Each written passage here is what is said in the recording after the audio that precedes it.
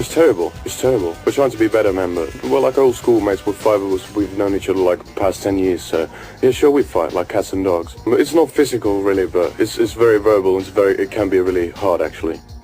By the summer of 1995, Him had recorded another demo containing Stigmata Diaboli, The Phantom Gate, and a cover of Chris Isaak's Wicked Game.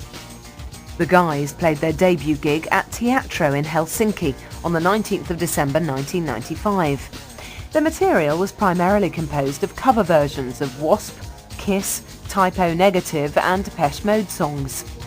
They followed this up with another gig at the same venue. From the outset, Veal always imagined his band's music to sound like Dimmu Borgir meets Depeche Mode in a David Lynch film. He wanted it to be dynamic, profound, raw, but also tinged with a dark malevolence and surrealism. The first proper EP, entitled 666 Ways to Love, Prologue, was unleashed upon an unsuspecting public in the autumn of 1996. It features their breakthrough track Wicked Game, which is memorably played with fuzz guitars and establishes a moody ambience. The record cover even had a picture of Veal's mother when she was young. Also performing on the EP was another guitarist, Oki, from a group called Charged. But any chance of him becoming a full-time member vanished when his toothbrush was found in the mug of Petka's girlfriend. The first EP is a riotous affair, notable for the refreshing rendition of Isaac's big hit and the sprawling eclectic sound throughout. There is little concession to contemporary styles or agendas, just the sound of a young, hungry and dynamic new group pursuing their muse without recourse to gimmick, artifice or bombast. The drums shudder and coruscate, the guitars zip and let loose with a minimum of fuss, and Veal's voice raises the hairs on the back of the neck. In the meantime, Him had recruited a keyboard player, Anto Melasnimi, an old friend of Veal. A former cook, he began playing background music for Him.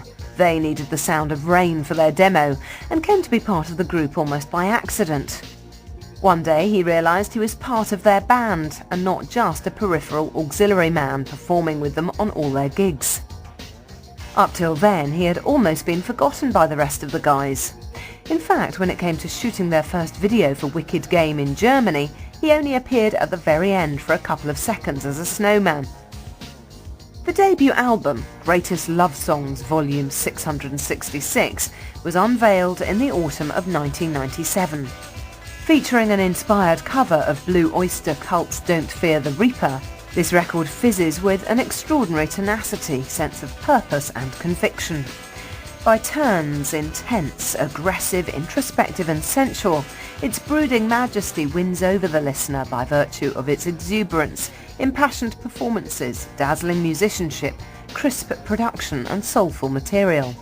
It is a sizzling debut album, packed full of surprise and musicality.